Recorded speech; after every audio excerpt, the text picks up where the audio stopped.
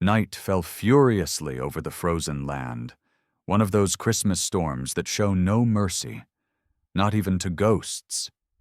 Amid the snow and howling wind, Rhea Crow, an Apache woman of towering stature and eyes hardened by misfortune, stood in front of Zeke Callahan's cabin. Her lips were split from the cold, her pride already torn apart by sheer need. "I only have this," she said, her voice dry, firm, without a tremble or a plea. "I bring no money, no family, just this body. If you don't accept it, let the wind finish what it started." Zeke, a widower for 3 winters now, was barely managing to keep his ranch and his 7-year-old daughter Eloan Pike alive. Even so, he didn't move. He held the woman's gaze like it was a dangerous spark, and instead of shutting the door, he opened it wider. "Keep your dignity," he said slowly, never raising his voice. "You don't have to pay me anything. Come in." Eloan, standing behind her father, let out a choked gasp. Innocence had just collided with a brutal truth. Rhea didn't move right away. She was used to kindness being a trap in disguise, so she waited. But Zeke didn't step back. "You're about to fall," he added. And she did. Her legs gave out, and he caught her before she hit the floor. She was no featherweight. She was bone, muscle, and grit, a woman forged by the elements. Eloan ran for blankets as her father dragged Rhea toward the fire. Her bare feet left blood-stained tracks across the wood floor. Just when he thought she'd stopped breathing, her chest rose faintly. Zeke let out a breath of relief. Together they wrapped her like a newborn calf, wool and cotton, care and urgency. "Is she going to die, Daddy?" the girl asked, her eyes wide with fear. "Not if I can help it," Zeke murmured with a seriousness that surprised even him. He warmed up broth, rubbed her feet until his arms ached. Eloan watched with a mix of fear and fascination. "Why is she so tall?" she whispered. "Some folks just are, little bird," Zeke answered, never taking his eyes off the woman.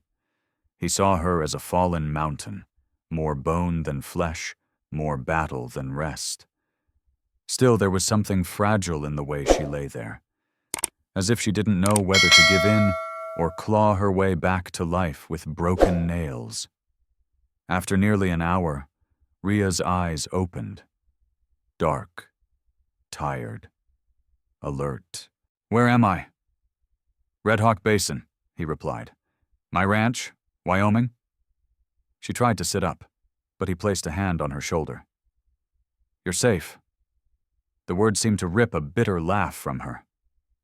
"I offered myself to you, and you let me in. When do you collect?" "I won't," Zeke answered calmly. "You owe me nothing. Men don't give. They only take. This one gives." Rhea studied him warily. Her eyes shifted beyond him, to Eloan, peeking from behind a chair. "Your daughter heard what I offered." "I know," he sighed. "Eloan, go upstairs." "But Papa—" "Little bird, now." The girl obeyed, though clearly reluctant. Then silence thickened in the room. Rhea clutched the blankets. "Why?" she asked. It wasn't defiance. It was almost a plea. "Why would you risk your home for someone like me?"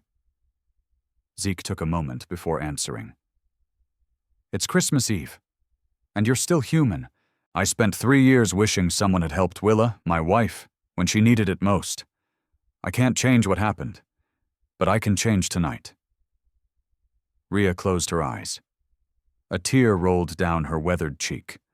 Then she murmured, "My name is Rhea. I'm Zeke, and the girl is Eloan." The name felt strange in her mouth, broken and whole at once. "What happened to you?" She fell silent for a long time. Then she let the truth out in a hollow voice, like someone spitting stones. 6 moons ago, a white man named Creed Malloy came to my village. He wanted me. My husband, Briar Maddox, told him no. Malloy waited until the men left to hunt.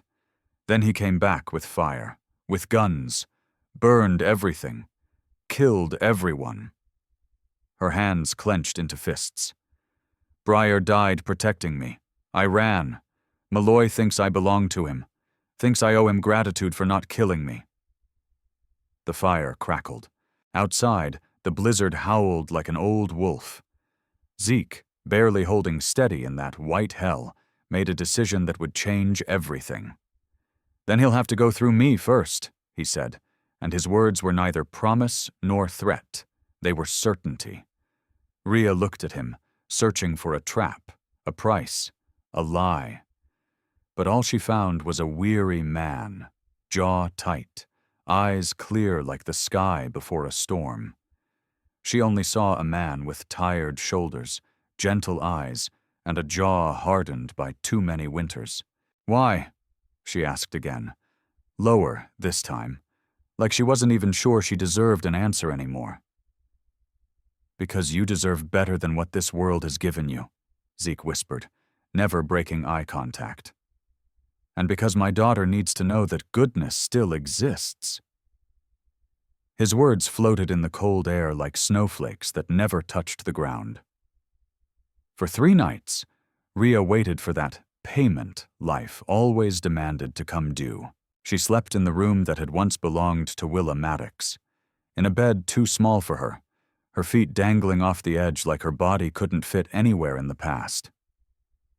Each night, she heard footsteps in the hallway, footsteps that never stopped at her door.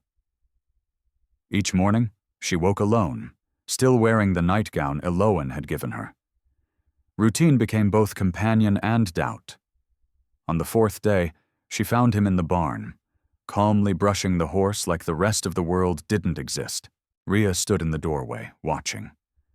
Her chest tightened with a feeling that didn't come from fear, but something warmer. You haven't touched me, she said at last, without hesitation. It wasn't an accusation. It was a fact, one that unsettled her. Zeke set the brush down and looked at her. I won't, he answered with a clean honesty that almost hurt. Rhea stepped closer, her height making the wooden roof feel smaller. I offered you my body. You accepted by letting me in. That was the deal. No, he said, voice low but steady. You were dying. Pain doesn't turn into a contract. Rhea's fists tightened at her sides. I don't understand, she murmured. Zeke gave a faint smile. Maybe it's because you've only known the wrong kind of men. His words hit her like a rush of warmth. She didn't know whether she wanted to argue or hold him. Before she could decide, a small voice called from inside the house. Daddy, breakfast's ready. Zeke walked toward her and simply said, You can stay as long as you want, no debts. January brought a cold so thick it made the Christmas storm seem gentle. But inside the ranch, something warm had begun to grow, like a spark under ash. Rhea began to heal. The wounds on her feet, red like glowing coal, started to fade. Her body, once convinced it was doomed to weakness, began to find strength again. By the 2nd week, she refused to stay still. She stepped into the yard and found Zeke wrestling with a stubborn log. Without a word, she took the axe from him. Let me, she said, her tone dry but calm. He didn't answer. He didn't need to. The swings were clean, precise, like she was splitting the past with each strike. When she was done, her chest heaving, she handed him the axe. I'll earn what I eat. Zeke tried to respond. You don't have to. Yes, she cut him off. Yes, I do, not for you. For me, to prove I'm worth more than what I offered that night. Zeke realized then she wasn't talking about repayment. She was talking about dignity. All right, he said, but rest when you need to. She nodded. From that day on, she became part of the rhythm of the ranch, as if she'd always belonged. Eloan became her shadow, flinging questions at her like soft little arrows. Why are you so tall? Did your feet hurt? Will you teach me how to split wood? What's it like to be Apache? Rhea answered calmly. She surprised herself, enjoying the girl's curiosity. So different from the town kids who used to throw rocks at her. One afternoon, while Zeke was checking the fences, Elowen came running with a handful of drawings. They're for Mama, she said softly. But since she's already in the sky, I thought maybe you'd like them. Rhea took the pages carefully, as if they were sacred. Horses, sons, a family of 3. Her throat tightened. They're beautiful, little bird, she said, using the Apache nickname that slipped out without thinking. Daddy says Mama used to draw pretty things. She taught me before she left. Did your mom teach you things too? Rhea went quiet. She remembered hands guiding hers, stretched hides, tracks in the mud. She taught me to listen, to the wind, to the animals, to silence. Elowen tilted her head. Can you teach me? If your father allows it. He likes you. He smiles more when you're around. That night, Rhea found him on the porch, seated facing the snowy fields. Your daughter says you smile more, she said, sitting beside him, folding her legs to match his height. Zeke was surprised. She really said that? She did. He stayed quiet. Then, like the words were hard to find, he murmured. Willa died giving birth. And Bram, the baby, he did too. This house became a tomb. I stayed alive for Elowen, but I wasn't really living. And you brought something back, not her, but life, something like a tomorrow. Rhea felt a dizzy weight in her chest. I thought I'd died too, she whispered. When Creed Malloy killed Briar, when everything burned, I believed all that was left was a walking body. Zeke looked at her in the moonlight. You're more alive than anyone I've ever met. She trembled. What if he comes back? What do we do then? Then we face him together. The word together hung in the air like an unspoken prayer. February brought false days of warmth. 3, to be exact. Then the ice returned with fury. One morning, Zeke found Rhea on the kitchen floor, struggling to reach her feet, still aching from the frostbite. Her large hands couldn't quite reach. Zeke knelt in front of her. You shouldn't. It's not right, she murmured. None of this is, he said with a smile. A widow and a widower, under the same roof, raising a child. There aren't any rules for this. With gentle fingers, he unwrapped the bandages. Rhea watched him, stiller than ever. She had never trusted anyone like this. Each touch peeled back a layer of escape, as if someone finally understood that strength could also be tenderness. Zeke touched each scar with reverence. You walked through hell. I ran, she corrected in a quiet voice. I survived. Zeke looked up, straight into her eyes. That's stronger than fighting. Rhea lowered her head. No one's ever said that to me. In that moment, something inside her broke, and for the first time in years, she let herself cry, but not alone. You walked through hell to get here, Zeke murmured, not as a metaphor, but as truth. I ran, Rhea corrected, chin held high. I was a coward. I just survived. He lifted his gaze. There was fire in his eyes. No judgment. That's not cowardice. That's strength. No one ever told you that, did they? She shook her head, and her voice, barely a breath, broke as she said, Never. They always called me lucky, or broken, never strong. Zeke opened his arms as far as he could. Rhea, tall as a mountain, fell into that embrace she never expected to hold her. But it did. a smaller man wrapping his chest around the pain of a woman who had lost everything. She cried for Briar, for her burned village, for the girl she once was, and the woman she still wasn't sure she had the right to become again. Zeke didn't move. He just held her, in silence, like a tree standing firm in the middle of a blizzard. "I miss him," Rhea whispered through sobs. "I miss her too," he replied gently. "I miss Willa, and the man I used to be before I lost her." Two ghosts under the same roof. Two bodies holding on together against what was gone. When they finally pulled apart, both their eyes were wet, but alive. "Thank you," Rhea said, "for letting me fall apart." "You did the same for me," Zeke replied. That sentence sealed something between them, something quiet, deep.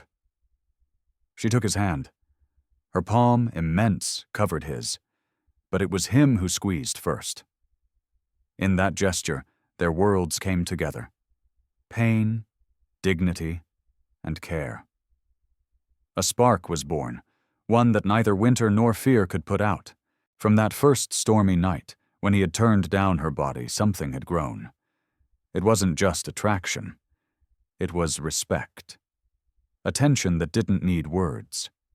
March arrived with mud and unease. The cabin felt smaller, glances grew longer, hands brushed with clumsy excuses. Conversation stretched out for no reason. One afternoon, after fixing a fence, Elowen appeared with her sing-song voice. "I want music! Mama and I used to sing and dance. Can we be happy like that again?" Zeke swallowed hard. Willa flickered in his memory. Rhea and Elowen both looked at him, hopeful. "We don't have any instruments," he said. "I can sing," Rhea murmured. They both turned to her, surprised. "It's an Apache song. My mother, Noma, taught it to me." "Please, please!" Elowen bounced. Rhea closed her eyes and began. Her voice was rough at first, but slowly it gained strength. The melody needed no translation. It spoke of roots, of fire, of forever. Elowen stood and took her father's hands. "Dance with me." Zeke smiled, awkward but willing. They moved without rhythm, but with laughter, and that laughter filled the air as if it were driving years of sorrow out the door. When the song ended, the girl turned to Rhea. "Now you dance with Daddy." Rhea hesitated. "I've never danced like you do." "Me neither," Zeke admitted. "But maybe we can figure it out together." They stood facing each other. She lowered her head. He reached up, trying to meet her halfway. The dance was slow, uncertain, but honest. Elowen hummed the song as they turned, creating a rhythm only they understood. "Aren't you afraid?" Rhea whispered.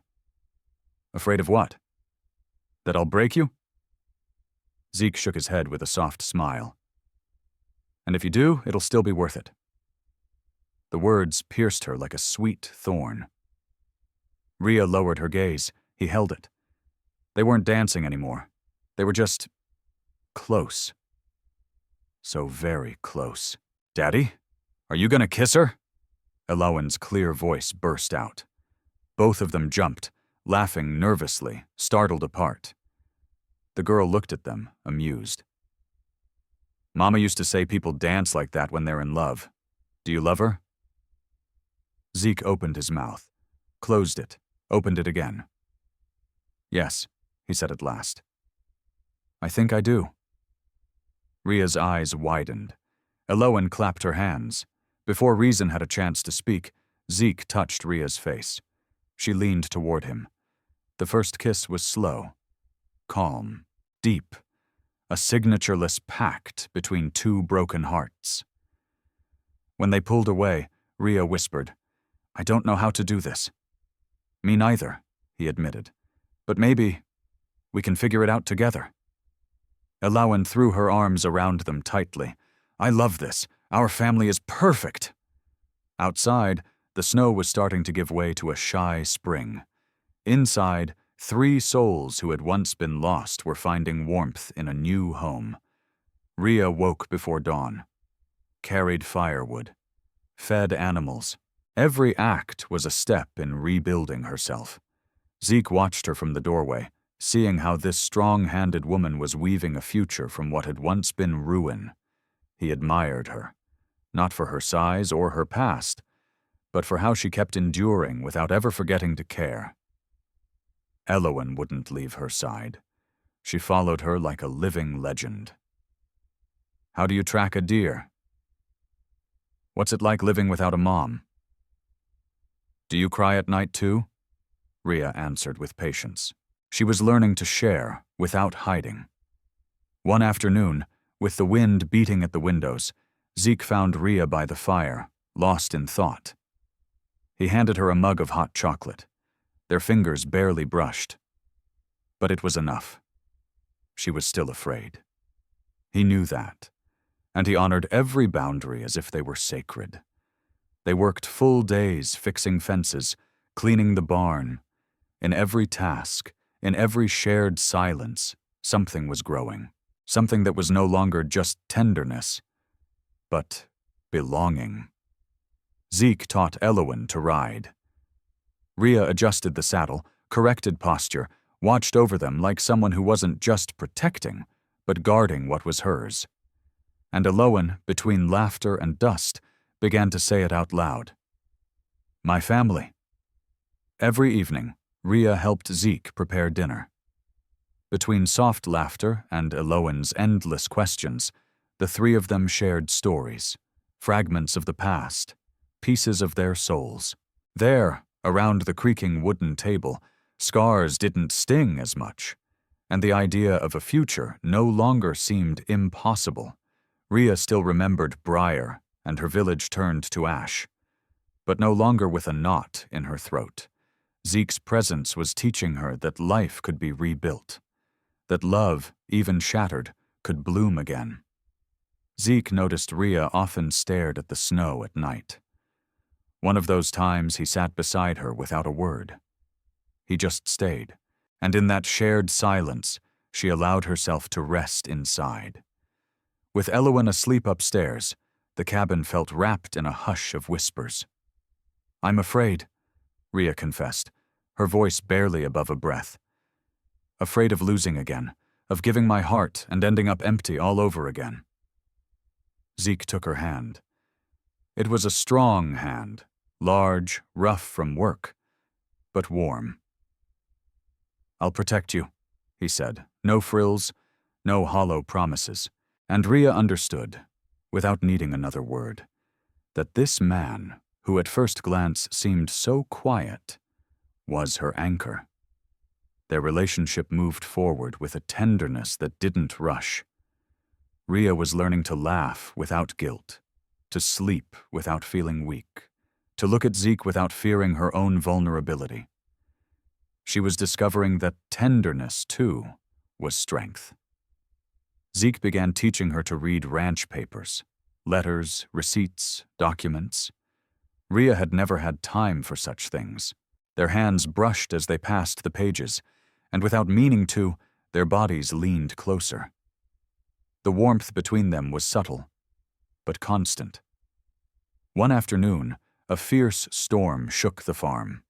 Zeke and Rhea worked side by side, securing the animals, reinforcing the roof. Every shared task drew them closer, forging a bond strong as a braided rope. That night, warmed by the fire, Rhea finally felt she could relax. Zeke handed her a blanket, and their hands brushed again. The difference in size was obvious, but there, in that humble room, the shared warmth erased all distance. Elowen watched them from the stairs, silent. And though she seemed small, she understood more than she let on. She had learned that family isn't made by blood alone, but by care, by trust, and the way a gaze can hold another steady. Zeke taught Rhea to shoot, with patience, with precision. Out in the field, rifle steady, she listened to every word, every correction, every glance, and though her mind stayed focused, her chest stirred with a new kind of feeling. The nights in January were long, but different. There were slow conversations, unhurried, confessions by the fire. Rhea spoke more. Zeke listened as if her words were sacred. And she was starting to believe that maybe trusting didn't mean losing herself. One morning, just as the frost began to ease, Zeke found Rhea standing at the front porch, watching the sunrise. Her tall, grounded figure looked like part of the land itself. He came up behind her and, without a word, wrapped an arm around her shoulders. She rested her head on his chest. For the first time, her heart beat calmly. No fear, just that silence that feels like home. The days went on. Chopping wood, feeding animals, sharing meals, exchanging glances. Zeke and Rhea found a rhythm between intimacy and respect. A way of holding each other without pressure, of loving without needing to say it out loud.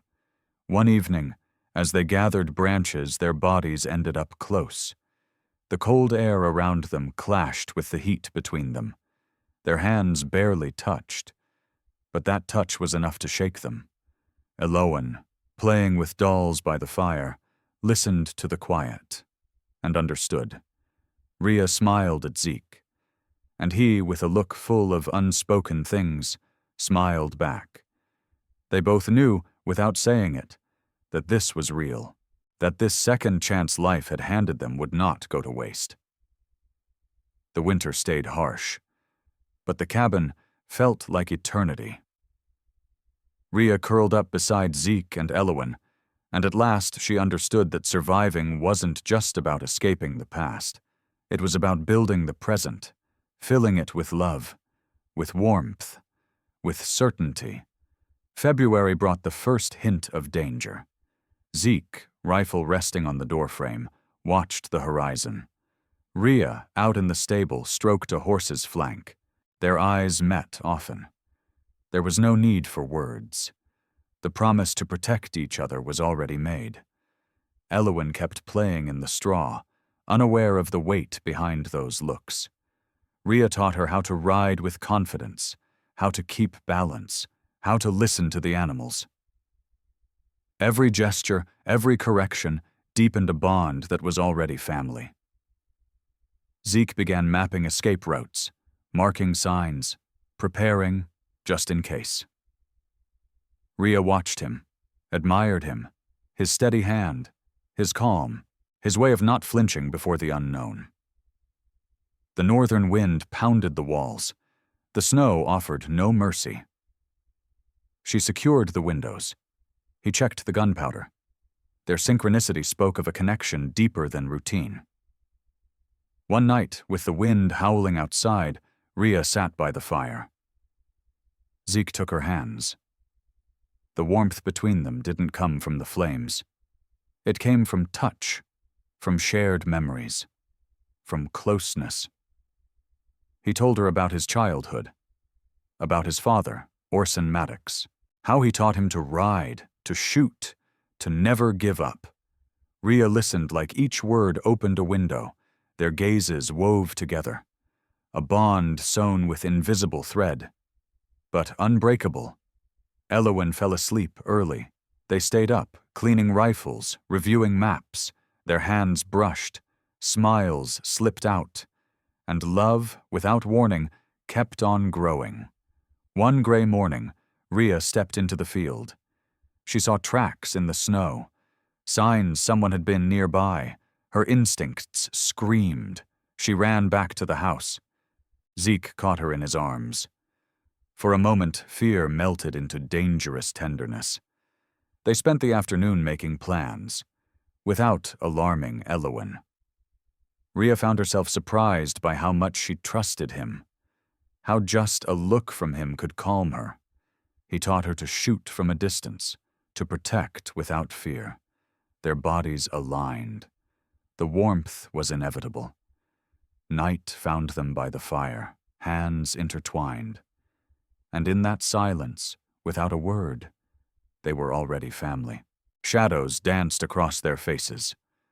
A quiet filled with sweet tension and contained affection wrapped around them without needing explanation.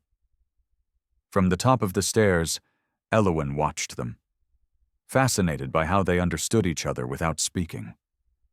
To her, it was a beautiful game, seeing how Zeke's steady strength and Rhea's towering presence settled into each other, as if they had always belonged in the same landscape. One morning, Rhea went to fetch water from the well and noticed fresh footprints in the snow.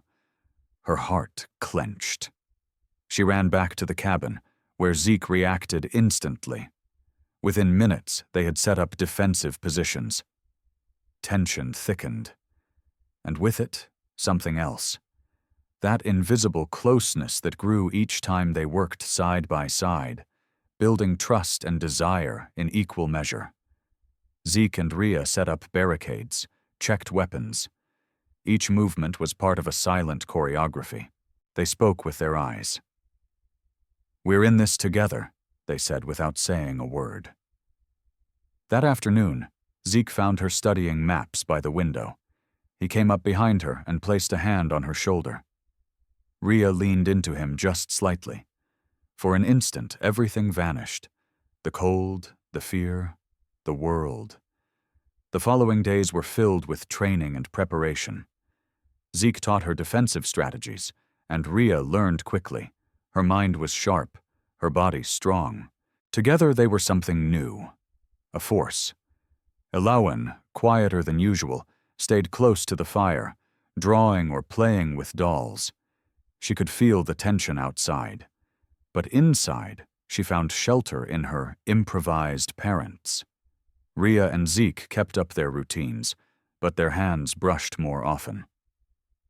The contact, though brief, was steady. Little reminders that even amid danger, they were still human, still capable of love. One afternoon, while inspecting the barn's structure, a sheet of snow fell from the roof, trapping them inside. They fought together to clear the way, their bodies pressed close in the tight space, their breath mingling in the steam of shared effort. In the middle of it, Zeke leaned in and brushed his cheek against hers. A simple gesture, but loaded with meaning. Rhea exhaled a breath she had been holding for days. Their hearts had already chosen each other. Only acceptance remained. Once things calmed down, they shared a light dinner by the fire. Elowen slept nearby. Their glances were gentle. They didn't speak much, but they didn't have to. Gratitude, affection, and something deeper showed in every gesture. Zeke took Rhea's hands while reviewing the supply list. The contrast in size disappeared under the warmth they shared. Strength and tenderness, love and respect. The snow was beginning to melt. Mud returned. Amid puddles and broken branches, life resumed. They walked the fences, fed the animals, practiced shooting in open fields. Their synchronicity felt natural. Every shared moment deepened the emotions they were holding back. One clear night, they let Elowen play outside.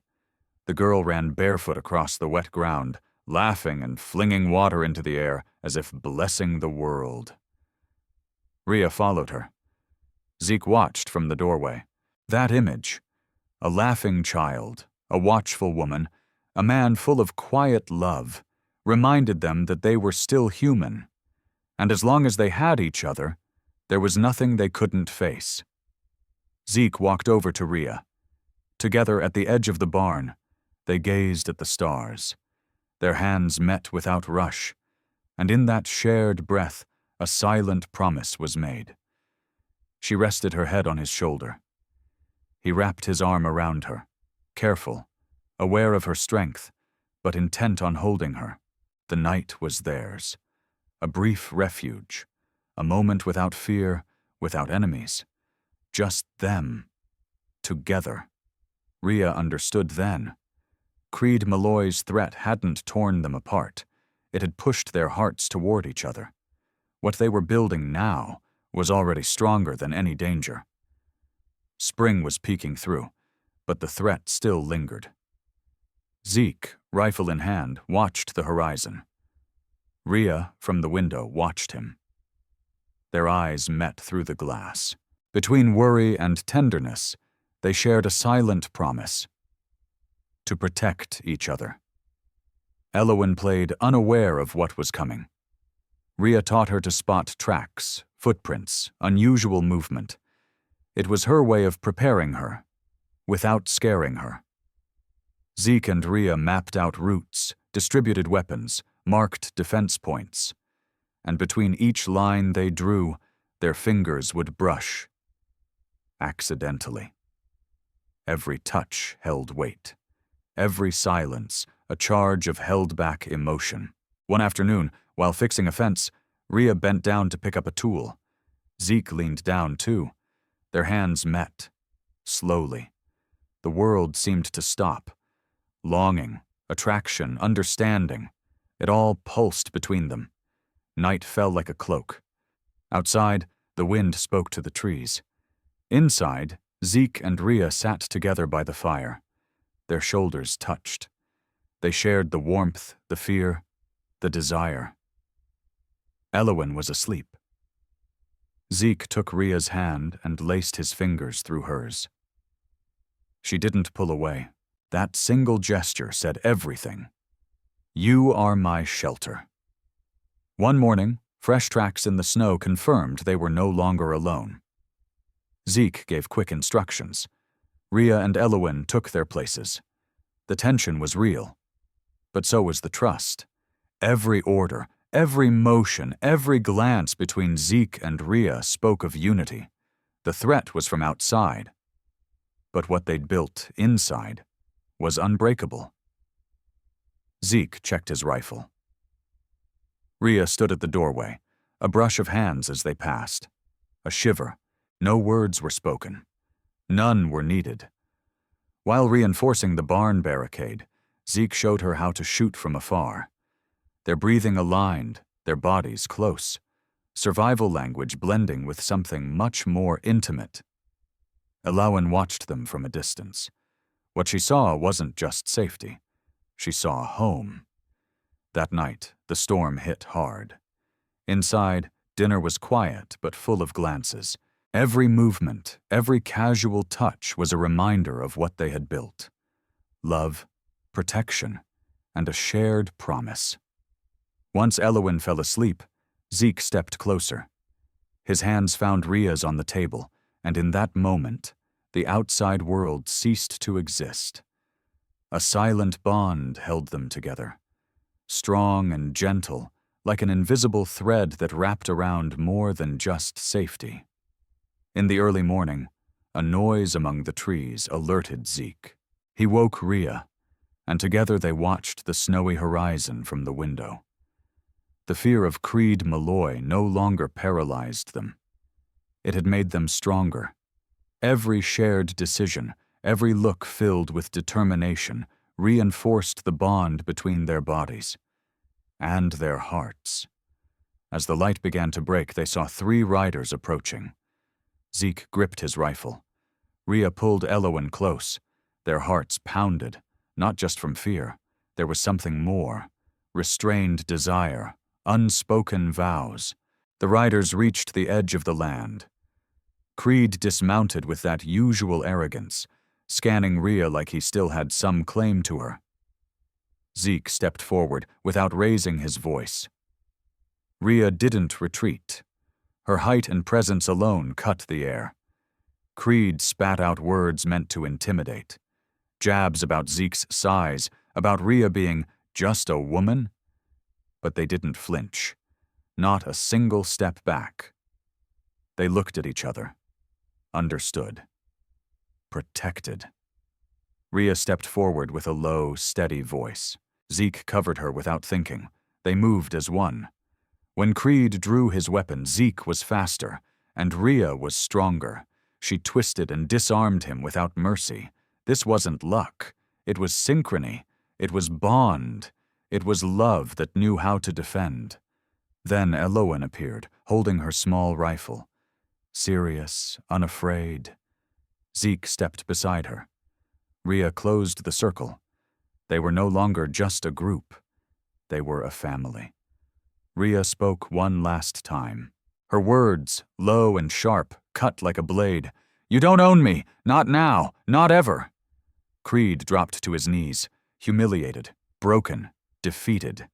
Zeke and Rhea locked eyes, and in that shared look, there was no war, only recognition.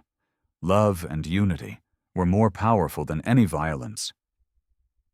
When it was all over, when the riders rode off and the dust settled, Zeke wrapped Rhea in his arms. She let herself be held. Fear gave way to something different, something that had been growing since that first storm. Rhea rested her head on his chest. He held her close. Their hearts beat in the same rhythm. Elowen, watching from the window, saw them with that unique blend of wonder and security only children possess. Zeke cupped Rhea's face with both hands and kissed her. A slow kiss, steady, filled with tenderness, but also with the desire that had been quietly building for weeks. Love wasn't just surviving. It was blooming. Spring began pushing back against winter, shy but determined. Red Hawk Basin glowed with golden tones. Zeke and Rhea walked through the stables. Elowen ran between them, her laughter like perfume in the air. Rhea watched her and smiled. For the first time, she wasn't afraid of the future.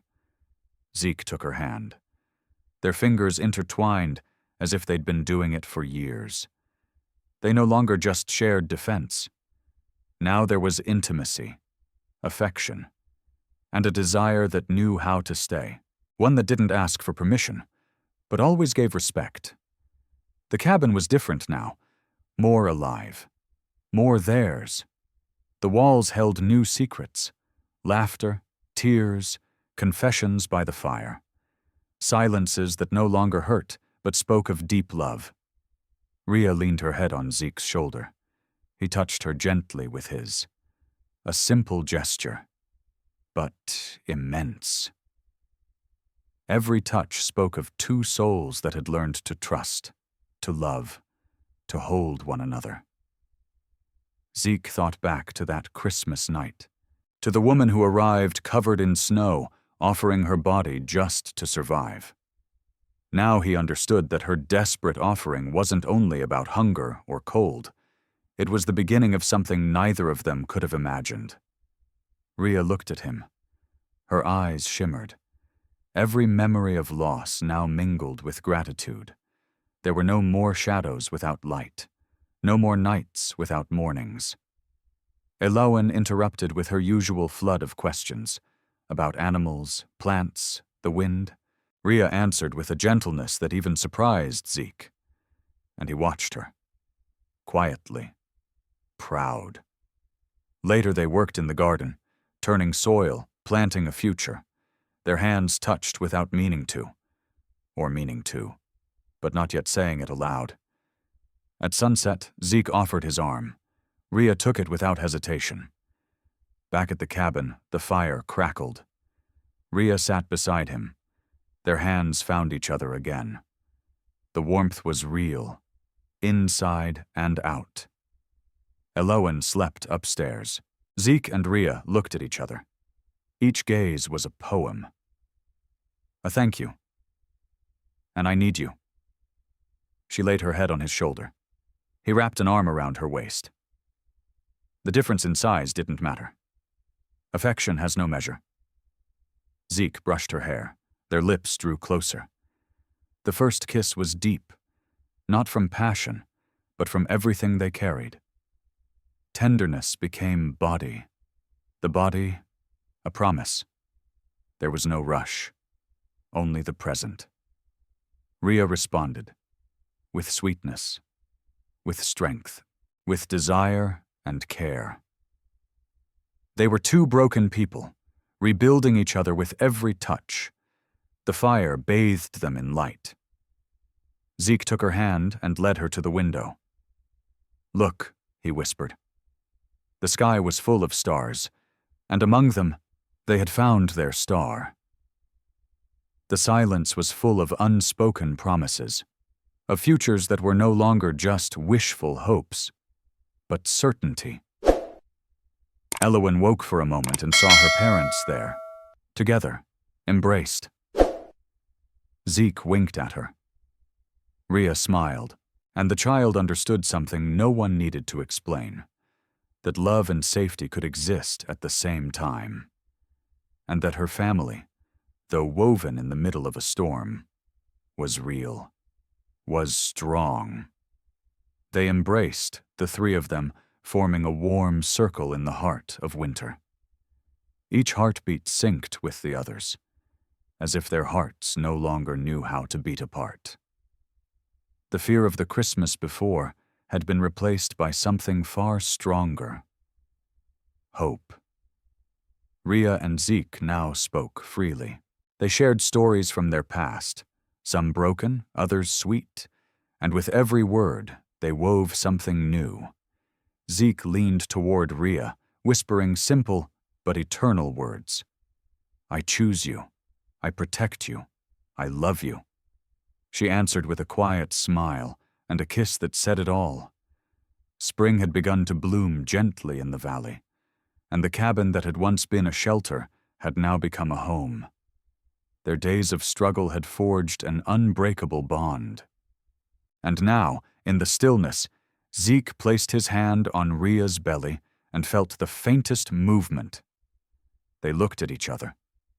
They didn't say a word. They didn't have to. Life had answered their love, with a brand new heartbeat. The next winter brought snow again, but this time there was no fear.